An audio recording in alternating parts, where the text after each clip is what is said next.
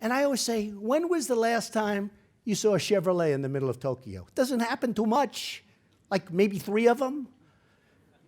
We don't know what we're doing. And I will say this, look, Ivanka likes her. So anybody that Ivanka likes is okay with me. Carolyn Kennedy, right? So on 60 Minutes, they do a piece, and it's about Carolyn Kennedy. I said, okay, good. I'll watch it. A little, I wouldn't say the most exciting subject ever. Actually, John was a friend of mine, and he was a great guy. But I'm watching this piece, and she's a little naive, and she's going like, and she's against these killers. Abiy, killer. He wants to destroy. I mean, these are smart people. And they have the piece, and they show Carolyn Kennedy, and they said, well, let me ask you, how did you become ambassador to Japan? And I'm paraphrasing, but it's not so different, Michael, if you've seen the piece.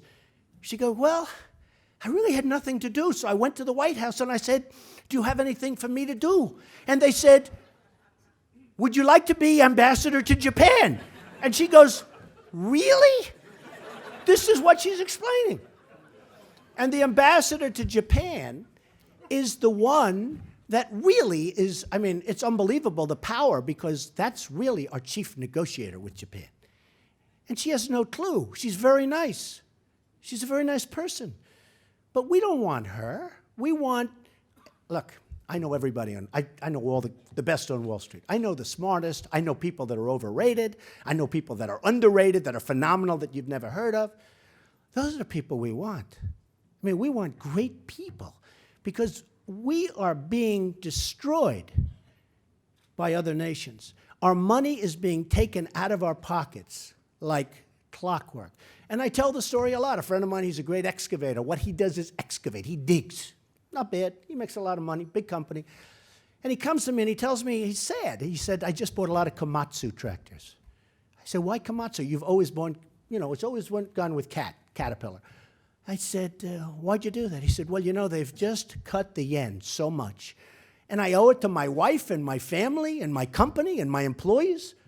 He said, I made a deal that's so good, and yet I'm very distraught. He was actually semi-distraught. And he made a deal for Komatsu instead of Caterpillar. Well, that's happening all over the place. That's just one example. I have another friend who's an amazing manufacturer. He can't get into China. He can't. They talk about free trade. I'm a free trader. The problem with free trade is you need smart people like David Cordish. I'd put you in charge of China, David. I wouldn't even think about it. China's taken care of. Okay? Believe me. Believe me.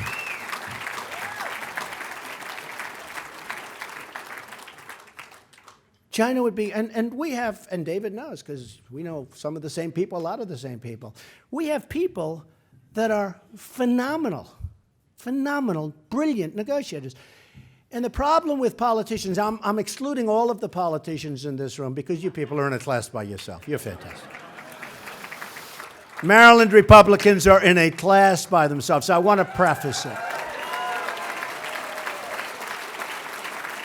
But outside of Maryland Republicans, politicians are all talk, no action, nothing gets done.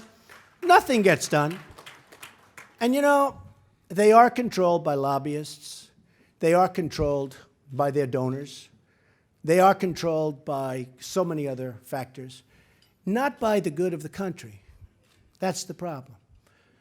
You have special interests that are controlling people, and this has nothing to do with the good of the country.